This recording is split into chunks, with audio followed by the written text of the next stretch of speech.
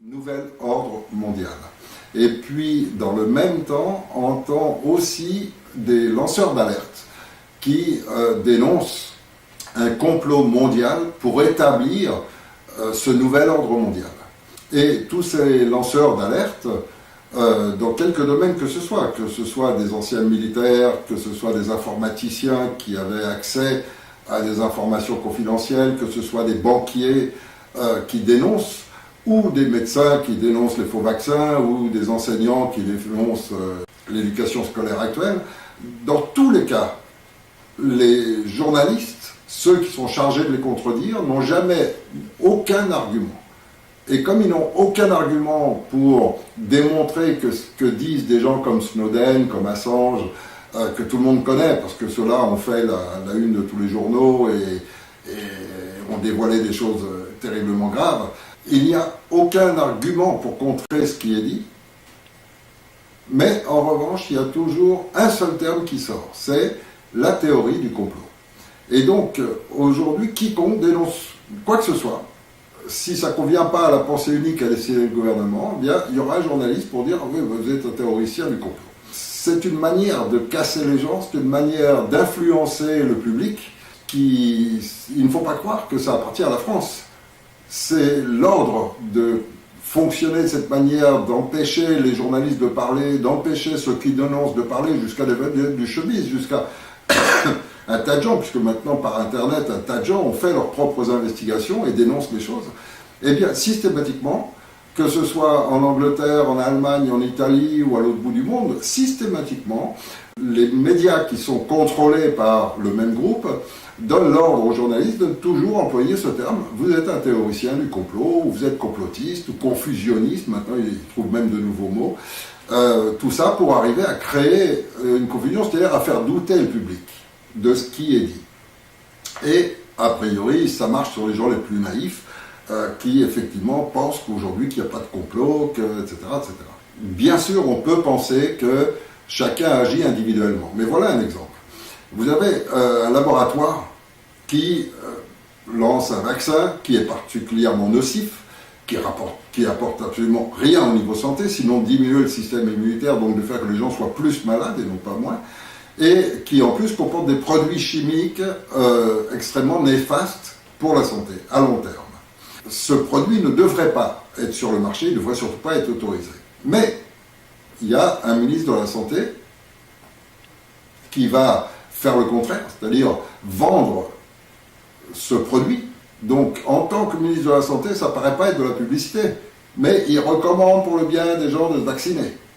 Protégez vos enfants, vaccinez-les. Et donc, tout ça, c'est de la publicité, mais merveilleuse pour les laboratoires. C'est extraordinaire. Ils devraient payer des fortunes encore plus grandes que les commissions qu'ils donnent à ces ministres pour obtenir autant de crédibilité dans le type de réclame qu'ils font.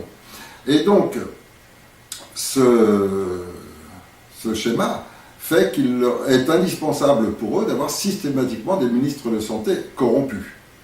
Donc il leur faut un moyen de contrôle. Qui va être ministre de la Santé, pour eux, c'est essentiel. Alors, on peut penser que c'est exclusivement mercantile. C'est-à-dire que les dirigeants du laboratoire, les propriétaires, disent on s'en fout de la santé des gens, notre intérêt c'est d'avoir des malades, donc au contraire, faites des vaccins, corrompez un ministre pour obtenir que ce vaccin soit autorisé et même recommandé, etc. Comme ça, on aura de plus en plus de gens qui l'auront et ça, dans les années qui suivent, chiffre d'affaires, il n'y aura plus que le tiroir caisse, il va fonctionner. Donc, on pourrait penser ça. Seulement, dès l'instant où ça devient une structure où les autres laboratoires s'associent avec eux pour le même résultat. C'est-à-dire que le ministre de la Santé en question ne va pas seulement favoriser un laboratoire, il favorise un type de vaccin. Et tous les labos s'engouffrent dans l'autorisation pour vendre leurs produits. Et donc il y a une quantité de laboratoires qui font des vaccins, qui vendent des produits, des faux produits, tout ce qui touche le diabète, le cholestérol, etc. Donc il y a tout un schéma global où forcément les laboratoires sont obligés de s'associer entre eux pour avoir une seule structure qui va garantir d'avoir le ministre de la Santé qui va accepter tout ça. Et une structure assez forte pour qu'ils aient les ministres de la Santé de tous les pays occidentaux, ou de la majeure partie en tout cas. Alors, ceux qui ont cherché tout ça ont découvert qu'il y avait une structure comme ça, elle s'appelle le Club Bilderberg, qui permet de sélectionner le Premier ministre, le chef du gouvernement, selon les régimes des pays, et que le principal amène et soit le responsable de la sélection des plus corrompus pour le mettre en place. Et il y a une secte qui fonctionne sur la base de la corruption, c'est la franc-maçonnerie, qui prend des gens au départ, on va dire, les invite pour leur offrir simplement une ascension sociale, et puis ensuite sélectionne parmi eux ceux qui sont les plus vicieux, les plus corrompus, etc., et les oriente sur les deuxièmes parties de la secte, parce qu'il faut savoir que la franc-maçonnerie fonctionne sur une première base, qui est nationale, qui est locale même, et qui recrute en permanence pour trouver des nouveaux adhérents, qui ont des passages à effectuer, et là, peu à peu, ils sont sélectionnés, et selon leur profil, on va les amener plus ou moins haut dans la secte, et on va les amener, et quand on est sûr d'avoir des gens complètement corrompus, sans le moindre scrupule, sans la moindre morale, on peut les amener jusqu'au gouvernement, en haut de la magistrature, et puis à commander les forces de l'ordre, etc. Le poste clé qui va permettre, grâce à eux, d'avoir le contrôle sur l'ensemble de la société. Donc cette structure, elle existe, et puis elle est dénoncée tout au cours du 19e siècle, du 20e siècle.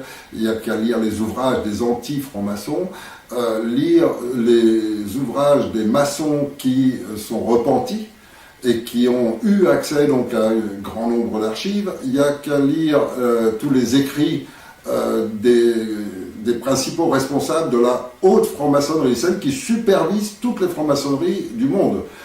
Qui sont religieuses, il y a des francs-maçonneries musulmanes, juives, chrétiennes, hindoues, etc. Il y a des francs-maçonneries orientées exclusivement politiquement, il y a des francs-maçonneries uniquement sur les affaires, il y a plusieurs sortes.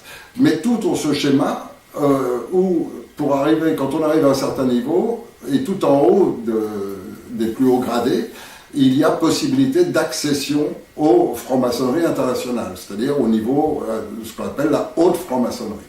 Et là, on arrive dans les sectes qui pratiquent tout l'inverse de ce qui est pratiqué par la basse franc-maçonnerie. Et donc, il y a toute la structure qui va permettre ce contrôle, et on peut penser et se dire, voilà, les laboratoires, ils profitent de ce système, et tout le monde en profite. Pour savoir s'il y a complot ou pas, il faut aller chercher qui sont les propriétaires de ces laboratoires. Et ces laboratoires ne sont pas que américains. Il y en a en Suisse, il y en a en France, il y en a en Angleterre, il y en a en Allemagne, il y en a en quantité. Et quand on fait des recherches sur qui sont les actionnaires de ces laboratoires, alors là, ça commence à changer. On s'aperçoit d'abord qu'il n'y a pas beaucoup d'actionnaires, et ensuite de ça que tous ces actionnaires représentent un certain nombre de familles, mais que toutes ces familles sont liées entre elles par une multitude d'alliances et qui remontent à plus de 100 ans en général.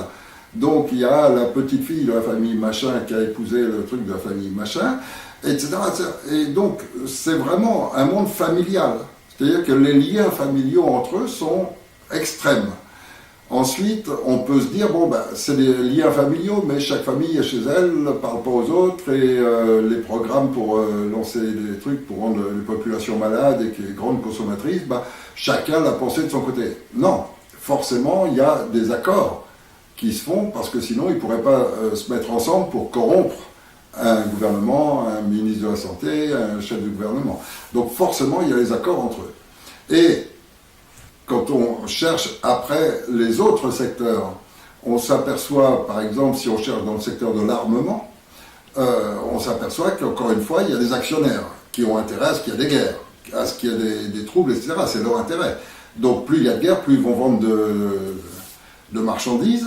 Alors on peut se dire, encore une fois, c'est mercantile, donc qui financent des terroristes pour détruire, pour attaquer un gouvernement et qui fournissent des armes aux deux camps, ou qu'ils amènent un pays en guerre contre un autre et qui fournissent des armes aux deux camps, c'est uniquement dans un but mercantile. On peut penser ça. Et à ce moment-là, il faut aller chercher, encore une fois, qui sont ces mercantiles, qui sont donc les dirigeants de ces sociétés. Et là, on arrive encore une fois à quelques familles. Mais, surprise, ce sont les mêmes que celle des labos. Et puis, si on continue, après, on cherche qui a mis en place ce codex alimentarius qui fait qu'aujourd'hui, toute l'alimentation des grandes surfaces est complètement dévoyée, qu'on amène les gens à être de plus en plus malades parce qu'on est ce qu'on mange. Et donc, avec une alimentation complètement diminuée en qualité, forcément, les gens ne nourrissent plus leur physiologie de la même manière et n'ont plus la quantité de vitamines, etc. Donc, alors, on va chercher qui a fait passer le Codex Alimentarius, qui contrôle les grandes industries alimentaires, qui contrôle ces industries monstrueuses d'élevage, etc. Et encore une fois, on retombe sur les mêmes familles.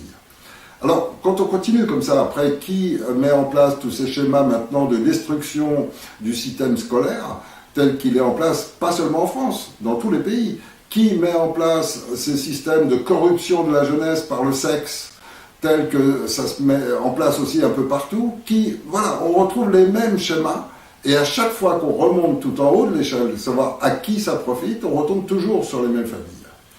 Alors à partir de ce moment-là, on peut se dire quand même que ces familles, elles se réunissent entre elles.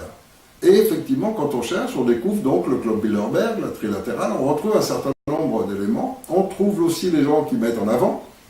Alors, après, il faut chercher dans leurs écrits, ce nouvel ordre mondial, qu'est-ce que c'est?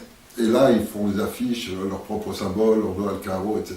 Donc on a tout ce qu'il faut pour avoir les informations, parce que quelque part, elles sont accessibles. Il y a tellement eu, et puis on ne peut pas manipuler des millions de gens, sans que forcément, de temps en temps, il y ait des gens qui se réveillent, qui se repentissent, qui dénoncent, ou des gens qui sont employés à leur insu, et qui tout d'un coup découvrent les choses et les révèlent. Ce qui est le cas, par exemple, de Snowden ou d'Assange, et puis de beaucoup d'autres. Donc, ces banquiers récemment qui ont découvert ces comptes fabuleux que possèdent les politiciens français, espagnols et anglais sur des comptes secrets en Suisse, etc. Donc, voilà, des fois, ça sort. Et puis, ces gens écrivent des livres, ces gens donnent les détails, les sources, on peut vérifier le tout, et effectivement, on peut constater que c'est bien une réalité. Et alors, il y a un terme qui existe depuis maintenant plus de 200 ans, qui est le grand chaos. Le grand chaos qui doit provoquer donc le nouvel ordre mondial. C'est-à-dire qu'en fait, il y a actuellement une société, et les mots nouvel ordre mondial, ça veut dire que c'est un nouvel ordre qui va se mettre en place. Quel est l'ordre actuel? L'ordre actuel, ce sont des nations et des religions. Voilà les deux... on va dire les deux instances sur toute la planète. Ce sont ces deux schémas qui dominent essentiellement l'humanité. Alors, ce nouvel ordre mondial, depuis 200 ans, il est écrit, et on peut lire ces ouvrages, qu'ils vont déclencher le grand chaos qui va permettre l'établissement du nouvel ordre mondial. Ensuite, c'est affiné dans des discours dans la haute franc-maçonnerie, qui ont été pris par des gens bien connus, comme Albert Pike, comme Mazzini, qui était un personnage particulièrement important. voient parfaitement qu'ils décrivent ce grand chaos, mais ils le décrivent comme une destruction. Le but étant la destruction des religions et des États, des nations, pour établir une seule et unique religion et un seul et unique État, qui serait la planète globale qu'une dictature donc totale peut instaurer. Alors, voilà ce qu'est ce nouvel ordre mondial qu'ils essayent de mettre en place. Au cours du temps, la science a évolué, les technologies ont évolué, et forcément, quand ils contrôlent l'essentiel, à savoir l'argent, à savoir les médias, l'information donc, ils ont pu empêcher durant toute la première partie du XXe siècle, ils ont pu empêcher l'information d'aboutir aux gens et mener toutes leurs opérations avec assez de secret pour qu'elles ne se révèlent qu'à la fin du XXe siècle. Et puis ensuite, à la fin du XXe siècle, apparaît Internet. Et là, tout d'un coup, les gens peuvent mettre en ligne ce qu'ils ont lu, découvert dans ces ouvrages.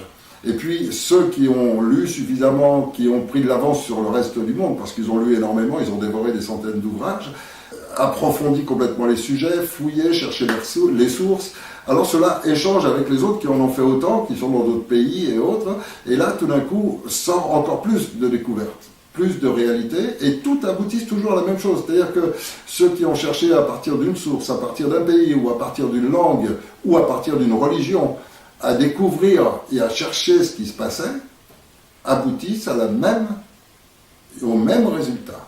Il y a un groupe qui a pour religion le satanisme, avec une étape précédente qui est le luciférianisme, et toute cette religion est basée sur la franc-maçonnerie et sur l'inverse de la présentation. Car le concept à l'origine est celui d'un type qui s'appelait Jacob Frank, qui consiste à toujours présenter un visage opposé à ce qu'on fait. Ça, c'est un principe essentiel, c'est celui qu'on trouve dans la franc-maçonnerie. Et on le trouve au premier instant, au tout premier instant, celui qui rentre dans la franc-maçonnerie, il est ce qu'on appelle initié. Il franchit un pas pour entrer et être admis dans la franc-maçonnerie. Or, ce pas est conçu de telle manière qu'on lui présente deux concepts totalement opposés.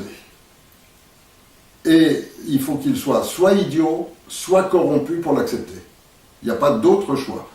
Puisqu'on va lui dire au départ, tu rentres dans l'ordre, tu te soumets complètement à l'ordre, l'ordre est ta seule autorité hiérarchique, il n'y a plus rien d'autre qui compte que soutenir l'ordre, etc. Et désormais, tu fais partie des libres penseurs. C'est-à-dire qu'en fait, on lui présente au départ un concept qui est la libre pensée, qui est tout l'opposé de la franc-maçonnerie. Et c'est sous le nom de libre penseur qu'on lui dit qu'il doit se soumettre complètement, mettre des vêtements ridicules, prendre toute une position complètement ridicule, suivre tout un rituel qui est vraiment pour les enfants de 8 ans, et donc de se soumettre au plus bas pour accepter d'être admis, et donc d'être admis en tant que libre penseur. On veut lui donner ce nom ensuite, il se croit libre penseur, il va lui-même se définir comme ça. Alors soit il est vraiment bête, et puis effectivement il ne se rend pas compte, et puis il va être utilisé, on lui fera monter un petit peu les échelons sociaux, c'est-à-dire que le principe même de la franc-maçonnerie, c'est de faire monter les gens socialement au-delà de leurs compétences réelles, de façon à ce qu'ensuite ils soient complètement tenus par la franc-maçonnerie, obligés d'apporter les services qu'on leur demande, et ainsi de suite, et c'est comme ça qu'ils contrôlent le pays. Mais le principe de toujours présenter la face inverse, c'est un principe qui est extrêmement ancien, qu'avait donc lancé Jacob Frank, et qui, avec sa religion, donc le franquisme, qui est une forme de luciférianisme, voulait à tout prix que tous ses membres soient musulmans, soit juifs, soit catholiques, et beaucoup de rabbins sont franquistes, et donc présentent l'image du rabbin bien juif, etc. Beaucoup d'imams sont franquistes, et présentent l'image du bon imam, etc., comme des prêtres, etc. Donc c'est vraiment une image. Et le principe a perduré, et donc aujourd'hui c'est ce schéma qu'on retrouve absolument partout. Quand vous avez des organismes de défense de l'enfance, la plupart du temps, beaucoup d'entre eux sont montés par des pédophiles. Les orphelinats, montés par des pédophiles. etc. Alors après, pour s'y retrouver, c'est pas facile, parce qu'il y a aussi des associations complètement sincères qui cherchent réellement à défendre l'enfance. Et dans tous les domaines, protection de la nature, protection de ci, protection de ça, défense de ci, défense de ça. Et donc, sur cette masse, il est très difficile de savoir celles qui sont réelles et puis celles qui sont le contraire. Et donc, vous avez des entreprises chimiques, etc., qui montent des associations de protection de la nature pour pouvoir déverser leurs saloperies et détruire la nature. Et c'est extraordinaire, ce schéma de face inversée par rapport à ce qu'on fait. Mais tout notre monde actuel est comme ça. Et donc, quand vous avez, par exemple, un concept économique tel que la privatisation, donc privé, le mot déjà privé, c'est déjà retirer, c'est restreindre. La privatisation, systématiquement, c'est abandonner quelque chose qui appartient à tous pour le mettre entre les mains de quelques-uns. Ça, c'est de la privatisation. Alors, pour que ce soit plus joli, et que le mot dise le contraire, eh bien maintenant, on appelle ça non plus restreindre, mais libéralisation. Et donc, c'est ce qu'on appelle maintenant le système libéraliste, qui en réalité est tout l'opposé de la liberté. Et donc, c'est toujours ce jeu avec les mots qui fait qu'on a beaucoup de mal à s'y retrouver. Alors, un petit truc en ce qui concerne toutes ces associations de défense des enfants, des protections de la nature, enfin toutes ces associations, etc., pour arriver à savoir celles qui sont vraies et pas vraies, celles qui sont sincères, celles qui, les orphelinats, etc. Moi, j'ai trouvé un moyen, c'est que celles qui reçoivent le plus de subventions de l'État, souvent ce sont celles dont il faut le plus se méfier. Celles qui sont grandes, puissantes, qui reçoivent d'énormes subventions, qui sont très aidées. C'est souvent celles-là qui sont les plus inverses à la réalité de ce qu'elles font. Parce que les petites associations vraiment sincères, elles ne sont pas beaucoup aidées par l'État. Donc, pour en revenir donc à ce schéma global, ils ont, en fin de siècle, eu affaire à Internet, qui a permis donc ce développement d'informations au niveau du peuple et au niveau de plus en plus de gens. Et beaucoup de gens maintenant savent tout cela et savent qu'il y a bien un complot pour déclencher un grand chaos mondial.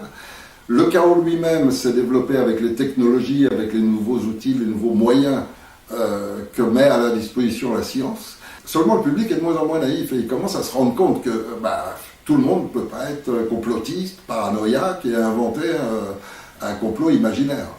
Il y a bien un complot, il y a bien une machination pour établir une dictature mondiale et on la trouve écrite dans leurs propres ouvrages. Donc si on lit les ouvrages de tous ces gens des sectes de la haute franc-maçonnerie, donc les Pike, Mazzini, mais aussi beaucoup d'autres, quand on lit les archives des repentis, quand on lit les textes des anti-francs-maçons qui, eux, ont travaillé énormément à démontrer tout ça durant tout le 19e siècle, alors on commence à voir que c'est bien parfaitement décrit et que ce grand chaos, voilà en quoi il consiste. Et là, on approche tout à fait de la date. Il y a une dizaine d'années, lorsque j'ai écrit la démosophie, j'avais dit, selon tout ce que j'avais lu, que probablement la date serait entre 2018 et 2025. La période durant laquelle c'est le chaos absolu sur toute la planète. Pour qu'ensuite, en 2025, arrivent les sauveurs, qui, une fois qu'il restera un certain nombre de survivants sur Terre, arriveront comme des sauveurs en disant « maintenant on va vous sauver, mais vous êtes soumis, vous êtes nos esclaves » et installer leur dictature absolue. Alors, ce grand chaos, pour le lancer, le concept actuel, c'est celui-ci. Le principe, ça consiste déjà à faire envahir les pays par une deuxième ethnie. Ça, c'est un principe de base. Parce que pour provoquer une guerre civile, il faut que les gens se reconnaissent. On ne peut pas faire une guerre civile, c'est pas facile en tout cas, on l'a vu dans les guerres entre protestants et catholiques, c'est pas simple. Donc, si on veut une guerre civile efficace et qui dure, il faut une guerre civile, il faut une deuxième ethnie dans le pays. Alors pour ça, ils ont lancé un programme il y a pas mal d'années maintenant pour faire entrer énormément de gens de type oriental dans le monde européen. Parce que le monde qu'ils doivent complètement détruire en premier, c'est le monde occidental. Et toute l'Europe est la première cible. Et la France plus particulièrement, ça je l'ai expliqué dans une autre vidéo. Et donc, faire entrer sur toute l'Europe une multitude de gens haineux de l'Europe, de gens qui vont constituer des armées, qui vont pouvoir déclencher une guerre civile. Pour ça, il faut d'abord les populations. Donc il faut une deuxième ethnie dans le pays. Pour ça, donc, ça fait maintenant pas mal d'années qu'il faut rentrer de plus en plus de gens, tous, mais à condition qu'ils aient toujours cette ethnie différente. Et donc qu'on puisse les associer ensemble. Ensuite, la deuxième étape, ça consiste à faire entrer, à créer à l'intérieur du pays des systèmes pour empêcher l'intégration. Or, pour empêcher l'intégration, il faut nourrir les haines entre les deux groupes. Donc ça, ils ont su habilement le faire, en procurant par exemple, très souvent au niveau de la justice, etc., énormément d'avantages à cette nouvelle ethnie. Et puis, en même temps, accuser toujours l'une et l'autre. Et donc, ça, c'est vicieux, mais c'est ce qui est en train de se faire. Je vais en parler un peu plus en détail, les techniques qui sont employées, mais c'est ce qui est en train de se faire, donc, actuellement. Et par-dessus donc les guerres civiles qui vont se déclencher, il faut rajouter un événement énorme qui va vraiment toucher tout le monde et permettre vraiment qu'après, c'est une sorte de lutte de classe qui va se mettre en place. C'est l'effondrement économique. Et l'effondrement économique total, où lorsqu'il va se produire, eh bien, et là on en est vraiment tout proche, la disparition complète de l'argent fait qu'aujourd'hui, il n'y aura plus que ceux qui disposent de l'or physique qui auront encore quelque chose entre les mains et qui pourront échanger. Et les banques ne se dédieront plus qu'à ça. Les dernières lois qui sont passées pour permettre que les banques se sauvent avec l'argent des clients, c'est prévu pour ça, c'est fait pour ça. Donc, dès l'effondrement économique, les banques vont ramasser tout ce qui reste des clients et disparaître. Et il ne va rester dans les pays qu'un système bancaire qui ne donnera qu'en échange d'or. Et donc ce sera ce système, il n'y aura plus que des cartes, il n'y aura pratiquement plus rien d'euros, tout ça sera disparu. Donc il n'y aura plus que ceux qui auront des cartes pour travailler sur ce système bancaire. Et ils n'auront ces cartes que s'ils ont de l'or. Donc ça va faire toute une classe qui sera les ultra privilégiés, qui pourront survivre un peu plus, quand toute la masse, elle, se débattra avec les problèmes d'alimentation, avec tous les problèmes basiques, et en même temps en étant en guerre civile. Donc c'est une situation absolument, totalement chaotique qui détruit un pays très rapidement. Et on est à 2 doigts de cette situation. Ajoutons par-dessus ça, tout ce qui détruit le génome humain, tout ce qui l'amène à être diminué intellectuellement, diminué dans ses capacités, diminué dans sa capacité de révolte, de conscience, de logique. Alors il y a bien sûr l'école qui déstructure complètement les enfants, etc. Mais il y a aussi le fluor qu'on ajoute pour fluorer les enfants de façon à ce qu'en fait, les tests avaient été faits durant la Deuxième Guerre mondiale, on sait que ça rend les gens beaucoup plus passifs, un peu inertes, ils ont moins de volonté. Ensuite, il y a l'aluminium, qui est un des pires poisons qui soit pour le cerveau. Et donc là, on en rajoute dans les vaccins et on incite pour en mettre sur les enfants un maximum. Et là, donc, ce sont les capacités intellectuelles qui sont diminuées. On ajoute à ça les OGM, qui devraient être interdits, qui n'auraient jamais dû être autorisés sur le marché, puisque toutes les études indiquent qu'ils détruisent le génome humain. C'est-à-dire que ceux qui bouffent des OGM auront des enfants qui eux-mêmes auront des enfants anormaux. Et on voit, depuis que les OGM ont été mis en place, les pays dans lesquels il y a eu plus d'OGM, on voit apparaître une quantité énorme de naissances d'enfants qui sont autistes, qui sont toutes sortes de problèmes. Et puis, on arrive maintenant déjà dans la 3e génération, et donc on voit maintenant les épidémies de microcéphalie, etc. Où là, ce sont vraiment des enfants complètement anormaux, diminués complètement du cerveau. Ça, c'est en cours. On est tous en train de le vivre. Ajoutons à ça encore les chemtrails qui nous remet une bonne dose d'aluminium, plus des phtalates qui participent à la destruction du génome humain. Ajoutons à ça encore les Wi-Fi, tout le système Wi-Fi avec des ondes, des micro-ondes qui également participent à la modification génétique de l'homme. Donc il y a vraiment énormément de choses ensemble. Alors je ne parle pas en plus du chimique, de l'absence des vitamines dans les aliments en les passant en chambre d'irradiation avant de les mettre dans les supermarchés. Je ne parle pas de tout il y en a, on pourrait en dire, l'attaque elle est vraiment globale sur tout en même temps. Alors il y a toute une attaque globale pour diminuer les capacités de chaque être humain, donc de la population globale, sur ses capacités santé, physique, mentale, intellectuelle, capacité de volonté de résister ou de volonté pure. Tout ça, tout le monde est attaqué, on est tous attaqués. Et les jeunes plus encore que nous, parce qu'ils reçoivent des doses beaucoup plus hautes et puis qu'ils n'ont même pas accumulé dans leur organisme une période de vie saine. Donc ceux-là sont beaucoup plus fragiles encore. Et puis, donc on a une population affaiblie, on a une guerre civile qui se déclenche, on a une guerre économique qui s'ensuit immédiatement, donc une sorte de guerre de classe. Et puis, il ne reste plus qu'à déclencher une guerre mondiale, et puis éventuellement ajouter, par exemple dans les chemtrails, ajouter de quoi provoquer une épidémie mondiale, et puis on aura vraiment créé ce très grand chaos. Et j'en suis totalement convaincu, c'est ce qu'ils ont prévu, et qui est en train de se mettre en place pour être à fond en 2018, complètement effectif. Et donc, dans l'année qui vient maintenant, en 2016, il devrait commencer déjà à y avoir l'effondrement économique et les débuts d'une guerre civile, c'est-à-dire les premières alertes. Et puis 2017, on va commencer à entrer dedans, puis 2018, on sera en plein dedans. Voilà exactement tel que je vois les 3 années qui viennent. Alors, je peux me tromper. On peut dire que je peux me tromper de quelques mois, avant ou après. Et dans quel cas, ça ne change rien. Je peux aussi me tromper en disant que ce n'est pas une volonté délibérée de ceux qui veulent créer le nouvel ordre mondial.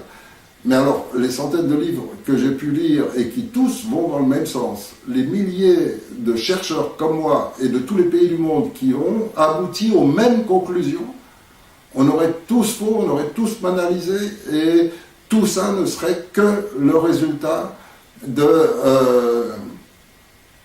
mercantilisme, c'est-à-dire d'entreprises de labo qui veulent gagner plus d'argent, de gens qui vendent des armes et qui veulent qu'on soit en guerre pour vendre leurs armes. Et les mariages entre eux, ils ne se connaîtraient pas, ils marient leurs enfants ensemble, ils ne se connaissent pas entre eux, ils ne se concertent pas entre eux, ils n'ont pas créé ce club Bilderberg qui met en place dans chaque pays au gouvernement les gens qui ensuite sélectionnent les plus corrompus pour les mettre ministres avec eux et former les gouvernements qui vont permettre que tout ça arrive et qui vont le favoriser. Comment croire que ce n'est pas un complot? Comment croire que ce n'est pas une machination? Oui, et on est à 2 doigts que tout se déclenche. Alors, là, pour cela, il y a leur arme, telle qu'ils l'ont prévu, c'est d'utiliser la religion musulmane. Et c'est extrêmement vicieux, parce que ce qu'ils ont fait, c'est d'apporter dans tous les pays européens une multitude d'immigrants qui proviennent de tous les pays où, ethniquement, on retrouve un certain type, qu'on va appeler globalement les basanés. Que ce soit du Pakistan, de l'Afghanistan, que ce soit de la Syrie, de l'Algérie ou du Maroc, c'est toujours un type basané. Et donc une population ethniquement différente. Cette population ethniquement, et si on parle d'eux en tant que les musulmans, puisque c'est souvent le terme, alors c'est un faux terme, on se trompe. Les musulmans sont exactement comme les juifs et comme les chrétiens. 99% d'entre eux n'en ont rien à faire de leur religion. Ce qui les intéresse, c'est d'élever leurs enfants, de les aimer, d'être en paix, de vivre tranquillement, d'avoir des conditions sociales agréables à vivre. Et c'est ça qui les intéresse, au même titre que tout le monde. Et on est tous pareils, qu'on soit juifs, chrétiens, musulmans, hindous ou autre chose. C'est pareil. Il reste un petit 1%. Il reste... mais ce petit reste de fanatiques, ce sont les imbéciles profonds qu'on peut manier pour les amener à être des terroristes ou n'importe quoi. Mais ce pourcentage d'imbéciles, c'est le même aussi dans toutes les religions, que ce soit chez les juifs, que ce soit chez les chrétiens. On a vu pendant l'Inquisition chez les chrétiens, on le voit en ce moment en Israël, etc. Les gens du plus bas niveau, qu'on manipule par la religion ou par autre chose, peu importe. Les mercenaires américains, on les manipule par la démocratie. Et ils torturent au nom de la démocratie. Bon, ça ne change pas grand-chose. Les imbéciles sont les imbéciles. Quand on les manipule bien, on peut les utiliser pour n'importe quoi. Aujourd'hui, on est en train de recevoir une vague d'immigration dans laquelle se trouve une grande partie des armées terroristes de Daesh, qui ont donc été formés par des instructeurs américains, anglais, français, etc., qui ont donc des instructeurs militaires, qui ont les formations, qui arrivent ici avec pas mal d'argent, avec beaucoup de moyens, et qui arrivent selon un certain programme. Ils se répartissent dans l'Europe. Il y en a en Suède, il y en a en Norvège, il y en a en Allemagne. Ils sont répartis, l'Europe. Ils sont pas débarqués au hasard. Ils sont tous programmés et occupent des postes. Et puis dans ces pays, et plus particulièrement en France peut-être, il y a des stocks d'armes de guerre qui sont accumulés depuis longtemps à leur usage. C'est-à-dire que quand ils vont arriver, ils vont avoir donc avec eux les instructeurs militaires, les stocks d'armes disponibles et toute une population en effervescence parce que un autre groupe fait tout un travail, ce sont des soi-disant religieux qui se servent de la religion musulmane pour conditionner des jeunes en choisissant et en faisant en sorte que les plus imbéciles sont ceux qu'on conditionne le plus. Et donc ceux-là, ce sont des armées toutes prêtes. Quand ils vont les trouver à disposition, ils vont recruter sur place et ils ont une multitude de soldats qui vont être immédiatement prêts à agir. Donc ça c'est le programme qui est en cours en ce moment, qui est en cours de se réaliser. Calais est un petit exemple. Mais ce qu'on ne dit pas, d'abord on ne dit pas grand-chose au public sur les réalités de ce qui se passe à Calais, ni dans les environs de Calais, où il s'en passe déjà plus, ni de ce qui est en train de se passer dans le reste de la France, parce qu'il n'y a pas que Calais. Et ça, par contre, silence absolu des médias. Mais ils sont en train de se répandre dans toute la France. Et donc, dans toute la France, non, pas dans les trous perdus de campagne, mais dans toutes les grandes villes où il y a ces stocks d'armes et où il y a ces stocks de futurs soldats qui vont être prêts à participer. Alors, ça, c'est la situation actuelle. La réalité sur l'islam, elle est bien différente de ce qu'on nous fait croire. Le gouvernement français a travaillé à cela. Il a fait en sorte, au niveau des lois, etc., de commettre des injustices, soit vis-à-vis des musulmans, soit vis-à-vis des Français, en faveur des musulmans. Et ces injustices, menées par l'État français, ont provoqué les haines qui montent petit à petit d'un clan à l'autre. Alors, dans un premier temps, c'était surtout pour des injustices vis-à-vis de tous ces émigrés qui venaient, et donc qui ont vu la société française haïr, et ensuite, depuis 15-20 ans, c'est un petit peu le contraire, où on favorise beaucoup l'intérêt musulman pour créer la haine des Français envers les musulmans. Et le mot musulman est faux, puisque ce ne sont pas des musulmans, ce sont les gens qui sont venus épouser la vie française, le pays de la Déclaration des droits de l'homme, le pays où on vit bien. Et ce sont des gens qui sont venus pour vivre bien. Après, leur religion, elle est personnelle. Chacun rentre chez soi, pratique la religion qu'il veut. C'est dans nos règles françaises, c'est notre Déclaration des droits de l'homme. Et ils sont venus chercher ça, le droit de pratiquer leur religion en paix et librement. Mais ils sont aussi venus vivre la vie française. Ils sont français avant tout. Et donc, ils défendent les valeurs françaises. Seulement, pour leur malheur, ils sont basanés. Donc, dès l'instant où une population est déjà conditionnée, et je vais expliquer le conditionnement qu'ont reçu les Français à ce sujet, à partir du moment où une population est déjà conditionnée, il suffira de déclencher quelques attentats graves par ces quelques fanatiques qu'auront recruté les mercenaires qui sont venus pour ça, pour que aussitôt tous les musulmans de France seront en danger, seront considérés comme étant leurs alliés. Alors là, il faut se mettre à la place du brave père de famille qui vit avec sa femme, avec ses enfants, et puis son objectif dans la vie, c'est réussir sa profession, réussir son entreprise et vivre tranquillement. Mais si un petit groupe de fanatiques déclenche quelque chose, lui, le lendemain, ses collègues, tout le monde va le regarder comme un terroriste, va le regarder comme le complice de ceux qui auront fait ça. Et donc, il sera très facile, très rapidement, que tous ces musulmans n'aient aucun choix. Ils ne pourront pas se mettre, parce que du côté des Français, dès qu'il y aura eu cet attentat, des groupes extrême droite, des fascistes durs, il y en a plein, qui vont tout de suite, eux aussi, répliquer. Et à qui ils vont s'en prendre? À l'innocent. Au mec qui n'a rien à voir avec ça. Mais bon. Et donc les musulmans n'auront pas d'autre choix, enfin, je ne dis pas les musulmans, les basanés n'auront pas d'autre choix que de rejoindre les groupes fanatiques parce qu'ils seront rejetés par la société française, ils seront en danger. Ils n'auront pas d'autre choix, on va les obliger à se mettre d'un côté ou de l'autre. Et ce qui arrivera à tout le monde. Donc les Français de religion musulmane, et il y en a, les Français de religion musulmane seront obligés de se mettre du côté des Français contre les musulmans. Comme les basanés qui sont chrétiens ou juifs n'auront pas d'autre choix que de se mettre du côté des terroristes, etc. C'est la situation qui va se créer, qu'on va vivre en France bientôt, où il y aura 2 groupes, et puis ça va être des secteurs. Il y aura des cités où ce sera uniquement un groupe, et puis une frontière, et un autre groupe. Et puis voilà, et tout ce monde-là à la recherche de survivre pour trouver de la nourriture, ça va être quelque chose de dramatique, de gravissime, et on va le vivre bientôt, si on ne fait rien. Alors, pourquoi les Français sont conditionnés complètement à assimiler tous ces musulmans au terrorisme? Eh bien, c'est pas compliqué. Ça fait 20 ans qu'on bourre le crâne des Français en permanence. Et on met en permanence le mot terroriste et on l'associe tout le temps à djihadiste. Donc déjà en faisant cette association-là, et puis en le reliant ensuite à tous les attentats qu'il peut y avoir, on a inventé celui du 11/9 qui serait celui des Afghans ou des je sais pas quoi, ils inventent n'importe quoi qui arrive sur la planète, c'est toujours eux. Les djihadistes, les terroristes, les méchants islamistes. Et donc c'est un lien permanent dans la tête.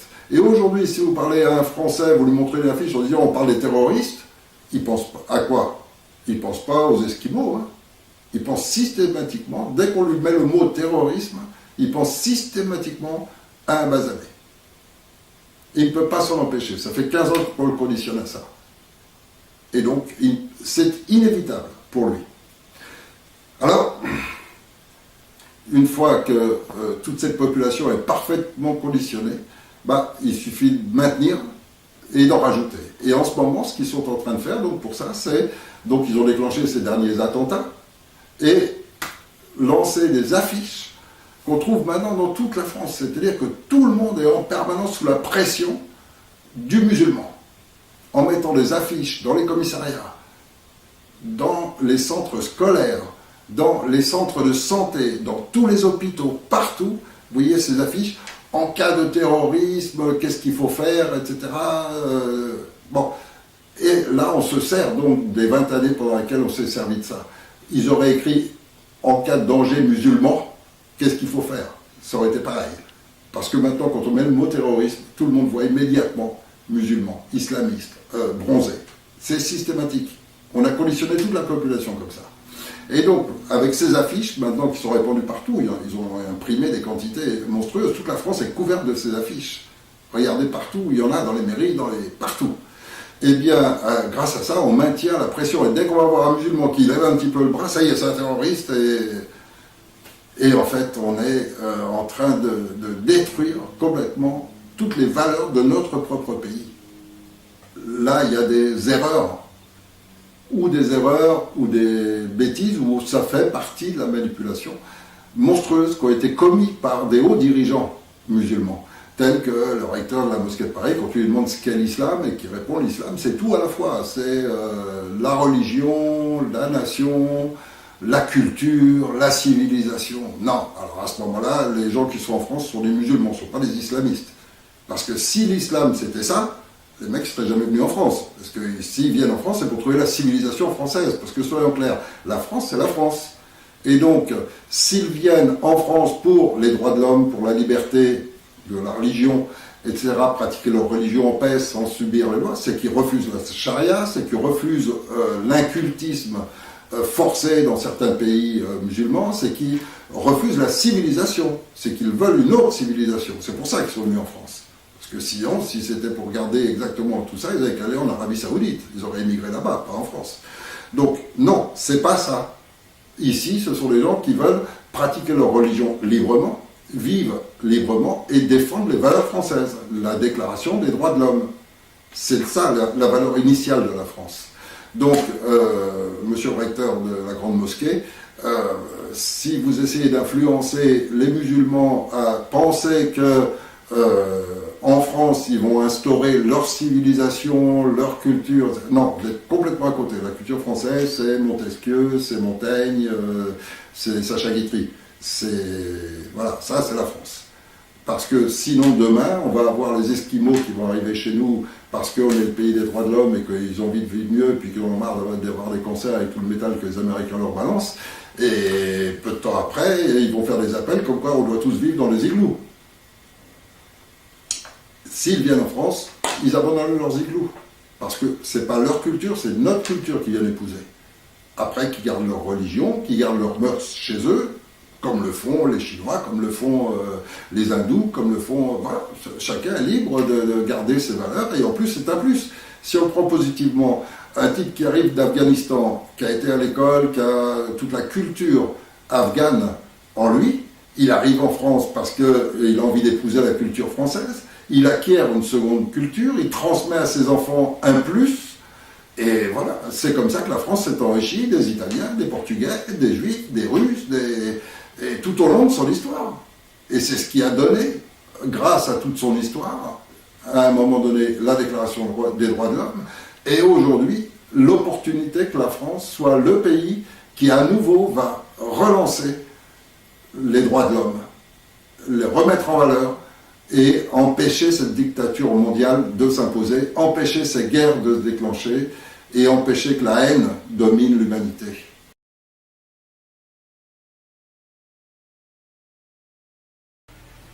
Je vais dénoncer le trafic des élections, je vais dénoncer pas mal de choses, mais avant toute autre chose, je voudrais surtout que le schéma soit connu, parce que malheureusement la France est l'un des pays où la censure est la plus forte qui soit, et les Français sont très en retard sur le reste du monde. J'ai encore reçu aujourd'hui des mails de Français qui ont fui quand Sarkozy est arrivé, et qui clairement m'écrivent de différents endroits du monde, d'Asie ou d'Amérique du Sud, qui regrettent bien sûr de ne plus pouvoir vivre en France, mais en même temps qui sont étonnés de voir à quel point les populations là où ils sont parfaitement informées. Et aujourd'hui encore, en France, il y a plein de gens, ça fait même pas un an ou deux qu'ils ont entendu parler du CFR, de la Trilatérale, du Club Bilderberg. Plein de Françaises ne savent même pas encore ce que sont les programmes Artichoc, Monarch, MK Ultra, Bluebeam. C'est extraordinaire, les Français sont en retard, mais c'est monstrueux.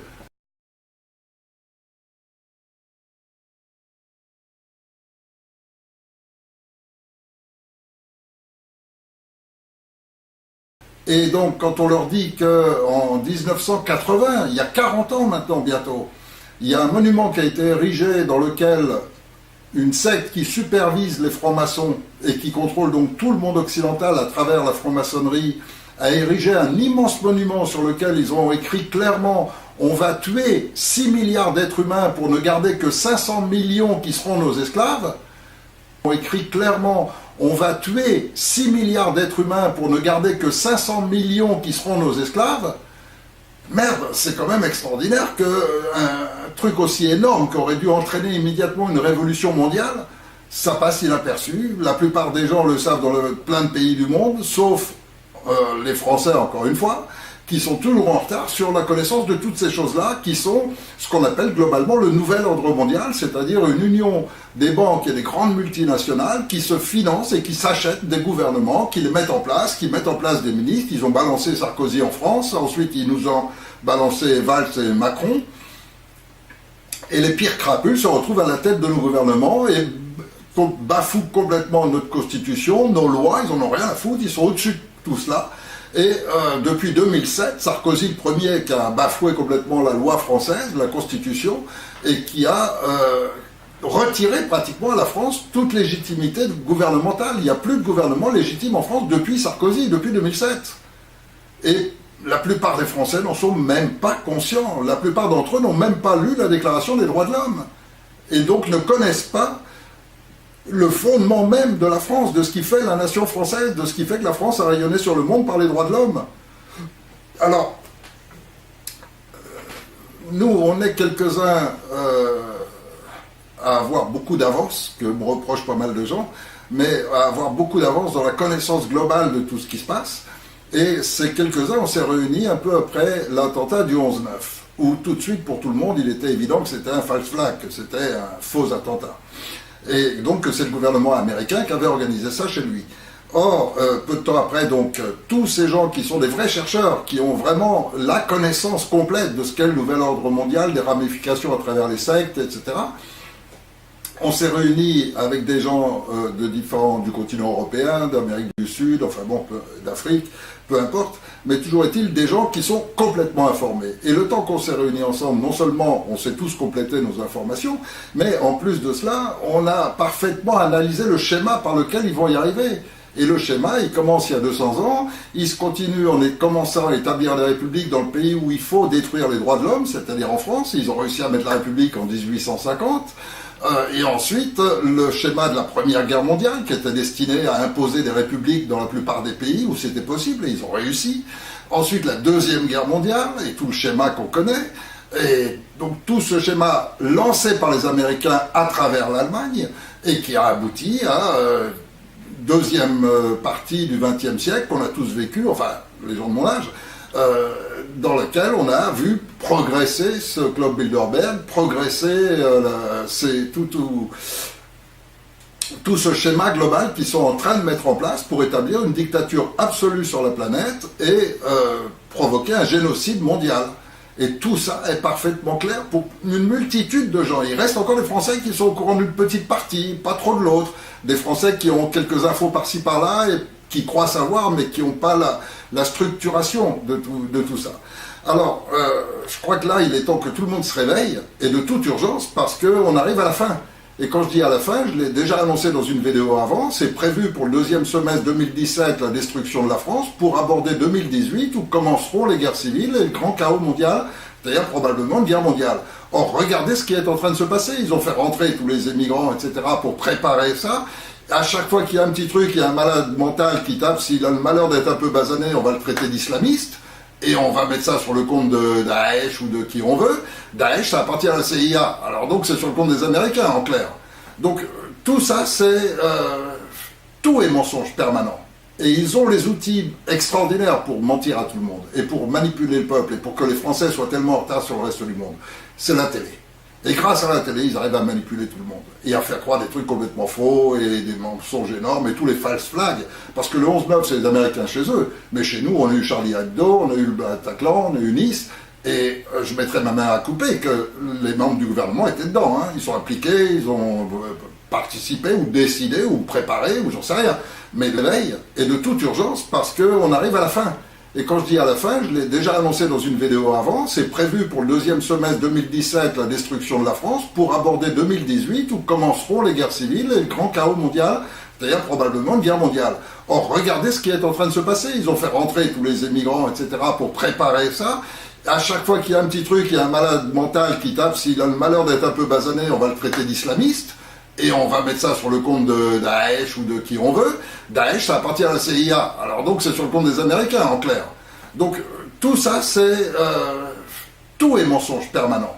Et ils ont les outils extraordinaires pour mentir à tout le monde, et pour manipuler le peuple, et pour que les Français soient tellement en retard sur le reste du monde. C'est la télé. Et grâce à la télé, ils arrivent à manipuler tout le monde. Et à faire croire des trucs complètement faux, et des mensonges énormes, et tous les false flags. Parce que le 11-9, c'est les Américains chez eux. Mais chez nous, on a eu Charlie Hebdo, on a eu le Bataclan, on a eu Nice.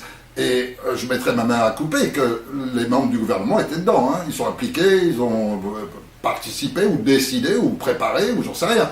Mais de toute façon, c'est pas possible qu'ils ne soient pas impliqués. Il n'y a qu'à voir les bafouements de Cazeneuve et les enquêteurs qui ont été écartés pour qu'ils n'aillent pas trop fouiller, etc. Il y a une multitude de gens dans la police et dans la gendarmerie qui aimeraient bien pouvoir aller fouiller et enquêter sérieusement. Seulement, on ne leur donne pas le pouvoir de le faire.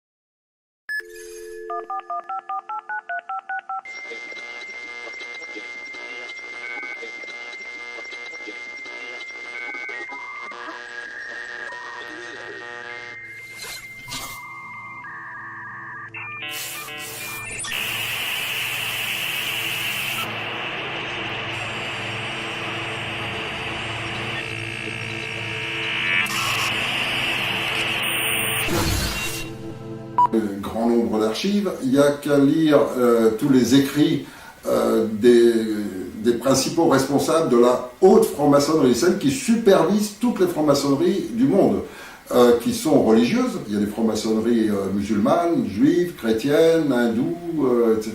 Il y a des francs-maçonneries orientées exclusivement politiquement, il y a des francs-maçonneries uniquement sur les affaires, il y a plusieurs sortes. Mais tout ont ce schéma où, quand on arrive à un certain niveau, et tout en haut des plus hauts gradés, il y a possibilité d'accession aux francs-maçonneries internationales, c'est-à-dire au niveau de ce qu'on appelle la haute franc-maçonnerie. Et là, on arrive dans les sectes qui pratiquent tout l'inverse de ce qui est pratiqué par la basse franc-maçonnerie. Et donc, il y a toute la structure qui va permettre ce contrôle, et on peut penser et se dire, voilà, les laboratoires, ils profitent de ce système. Et tout le monde en profite. Pour savoir s'il y a complot ou pas, il faut aller chercher qui sont les propriétaires de ces laboratoires. Et ces laboratoires ne sont pas que américains. Il y en a en Suisse, il y en a en France, il y en a en Angleterre, il y en a en Allemagne, il y en a en quantité. Et quand on fait des recherches sur qui sont les actionnaires de ces laboratoires, alors là, ça commence à changer. On s'aperçoit d'abord qu'il n'y a pas beaucoup d'actionnaires, et ensuite de ça que tous ces actionnaires représentent un certain nombre de familles, mais que toutes ces familles sont liées entre elles par une multitude d'alliances et qui remontent à plus de 100 ans en général. Donc il y a la petite fille de la famille machin qui a épousé le truc de la famille machin, etc. Et donc c'est vraiment un monde familial. C'est-à-dire que les liens familiaux entre eux sont extrêmes. Ensuite, on peut se dire, c'est des liens familiaux, mais chaque famille est chez elle, ne parle pas aux autres, et les programmes pour lancer des trucs pour rendre les populations malades et les grandes consommatrices, chacun l'a pensé de son côté. Non, forcément, il y a des accords qui se font, parce que sinon, ils ne pourraient pas se mettre ensemble pour corrompre un gouvernement, un ministre de la Santé, un chef de gouvernement. Donc forcément, il y a les accords entre eux. Et quand on cherche après les autres secteurs, on s'aperçoit, par exemple, si on cherche dans le secteur de l'armement, on s'aperçoit qu'encore une fois, il y a des actionnaires qui ont intérêt à ce qu'il y ait des guerres, à ce qu'il y ait des troubles, etc. C'est leur intérêt. Donc plus il y a de guerres, plus ils vont vendre de marchandises. Alors on peut se dire, encore une fois, c'est mercantile, donc qui financent des terroristes pour détruire, pour attaquer un gouvernement et qui fournissent des armes aux deux camps, ou qu'ils amènent un pays en guerre contre un autre et qui fournissent des armes aux deux camps, c'est uniquement dans un but mercantile. On peut penser ça. Et à ce moment-là, il faut aller chercher, encore une fois, qui sont ces mercantiles, qui sont donc les dirigeants de ces sociétés. Et là, on arrive encore une fois à quelques familles. Mais, surprise, ce sont les mêmes que celle des labos. Et puis, si on continue, après, on cherche qui a mis en place ce Codex Alimentarius qui fait qu'aujourd'hui, toute l'alimentation des grandes surfaces est complètement dévoyée, qu'on amène les gens à être de plus en plus malades parce qu'on est ce qu'on mange. Et donc, avec une alimentation complètement diminuée en qualité, forcément, les gens ne nourrissent plus leur physiologie de la même manière et n'ont plus la quantité de vitamines, etc. Donc, alors, on va chercher qui a fait passer le Codex Alimentarius, qui contrôle les grandes industries alimentaires, qui contrôle ces industries monstrueuses d'élevage, etc. Et encore une fois, on retombe sur les mêmes familles. Alors, quand on continue comme ça, après, qui met en place tous ces schémas maintenant de destruction du système scolaire, tel qu'il est en place, pas seulement en France, dans tous les pays, qui met en place ces systèmes de corruption de la jeunesse par le sexe, tel que ça se met en place aussi un peu partout, voilà, on retrouve les mêmes schémas, et à chaque fois qu'on remonte tout en haut de l'échelle, de savoir à qui ça profite, on retombe toujours sur les mêmes familles. Alors à partir de ce moment-là, on peut se dire quand même que ces familles, elles se réunissent entre elles. Et effectivement, quand on cherche, on découvre donc le Club Bilderberg, la trilatérale, on retrouve un certain nombre d'éléments, on trouve aussi les gens qui mettent en avant. Alors, après, il faut chercher dans leurs écrits, ce nouvel ordre mondial, qu'est-ce que c'est? Et là, ils font des affiches, leurs propres symboles, leur doigt le carreau, etc. Donc on a tout ce qu'il faut pour avoir les informations, parce que quelque part, elles sont accessibles. Il y a tellement eu, et puis on ne peut pas manipuler des millions de gens, sans que forcément, de temps en temps, il y ait des gens qui se réveillent, qui se repentissent, qui dénoncent, ou des gens qui sont employés à leur insu, et qui tout d'un coup découvrent les choses et les révèlent. ce qui est le cas par exemple de Snowden ou d'Assange, et puis de beaucoup d'autres. Donc ces banquiers récemment qui ont découvert ces comptes fabuleux que possèdent les politiciens français, espagnols et anglais sur des comptes secrets en Suisse, etc. Donc voilà, des fois ça sort. Et puis bon, ces gens écrivent des livres, ces gens donnent les détails, les sources, on peut vérifier le tout, et effectivement on peut constater que c'est bien une réalité. Et alors, il y a un terme qui existe depuis maintenant plus de 200 ans, qui est le grand chaos. Le grand chaos qui doit provoquer donc le nouvel ordre mondial. C'est-à-dire qu'en fait,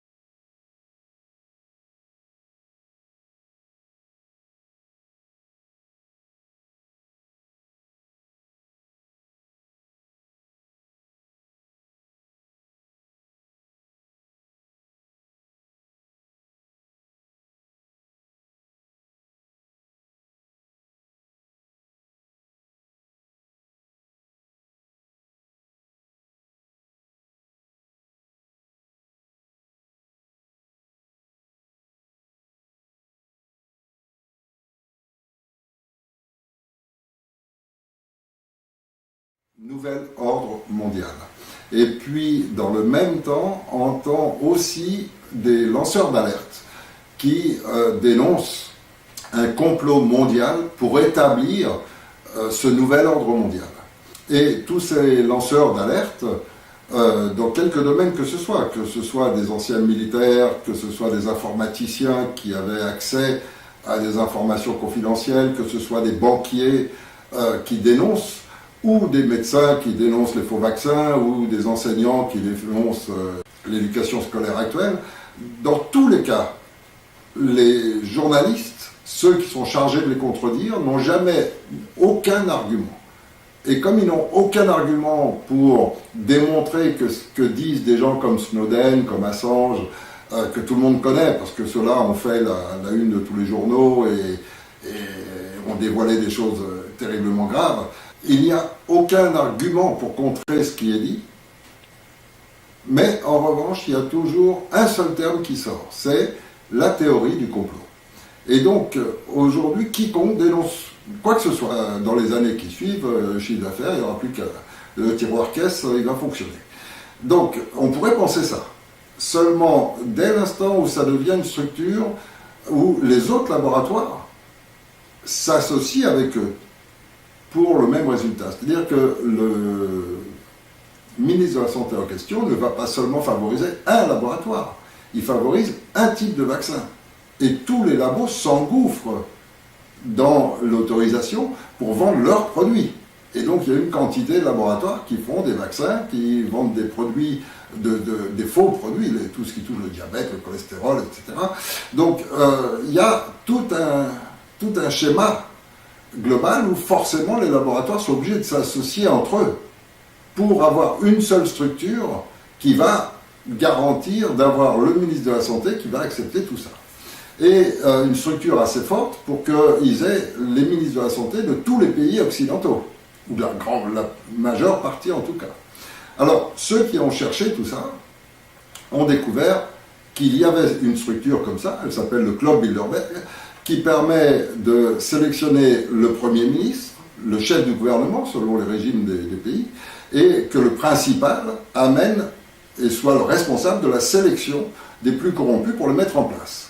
Et il y a une secte qui fonctionne sur la base de la corruption, c'est la franc-maçonnerie, qui prend des gens au départ, on va dire, les invite pour leur offrir simplement une ascension sociale, et puis ensuite sélectionne parmi eux ceux qui sont les plus vicieux, les plus corrompus, etc. et les oriente sur les deuxièmes parties de la secte, parce qu'il faut savoir que la franc-maçonnerie fonctionne sur une première base qui est nationale, qui est locale même, et qui recrute en permanence pour trouver des nouveaux adhérents, qui ont des passages à effectuer, et là, peu à peu, ils sont sélectionnés, et selon leur profil, on va les amener plus ou moins haut dans la secte, et on va les amener, et quand on est sûr d'avoir des gens complètement corrompus, sans le moindre scrupule, sans la moindre morale, on peut les amener jusqu'au gouvernement, en haut de la magistrature, et puis à commander les forces de l'ordre, etc. Le poste clé qui va permettre, grâce à eux, d'avoir le contrôle sur l'ensemble de la société. Donc cette structure, elle existe, et puis elle est dénoncée tout au cours du 19e siècle, du 20e siècle. Il n'y a qu'à lire les ouvrages des anti-francs-maçons, lire les ouvrages des maçons qui sont repentis et qui ont eu accès donc à... Si ça ne convient pas à la pensée unique à l'essayer du gouvernement, eh bien, il y aura un journaliste pour dire « oui, vous êtes un théoricien du complot ». C'est une manière de casser les gens, c'est une manière d'influencer le public. Il ne faut pas croire que ça appartient à la France. C'est l'ordre de fonctionner de cette manière, d'empêcher les journalistes de parler, d'empêcher ceux qui dénoncent de parler, jusqu'à du showbiz, jusqu'à un tas de gens, puisque maintenant par Internet, un tas de gens ont fait leurs propres investigations et dénoncent les choses. Eh bien, systématiquement, que ce soit en Angleterre, en Allemagne, en Italie ou à l'autre bout du monde, systématiquement, les médias qui sont contrôlés par le même groupe donnent l'ordre aux journalistes de toujours employer ce terme. Vous êtes un théoricien du complot, ou vous êtes complotiste, ou confusionniste, maintenant ils trouvent même de nouveaux mots. Tout ça pour arriver à créer une confusion, c'est-à-dire à faire douter le public de ce qui est dit. Et a priori, ça marche sur les gens les plus naïfs, qui effectivement pensent qu'aujourd'hui qu'il n'y a pas de complot, etc., etc. Bien sûr, on peut penser que chacun agit individuellement, mais voilà un exemple. Vous avez un laboratoire qui lance un vaccin qui est particulièrement nocif, qui apporte absolument rien au niveau santé, sinon diminuer le système immunitaire, donc de faire que les gens soient plus malades et non pas moins, et qui en plus comporte des produits chimiques extrêmement néfastes pour la santé, à long terme. Ce produit ne devrait pas être sur le marché, il ne devrait surtout pas être autorisé. Mais il y a un ministre de la Santé qui va faire le contraire, c'est-à-dire vendre ce produit. Donc, en tant que ministre de la Santé, ça ne paraît pas être de la publicité, mais il recommande pour le bien des gens de se vacciner. Protégez vos enfants, vaccinez-les. Et donc, tout ça, c'est de la publicité, mais merveilleuse pour les laboratoires.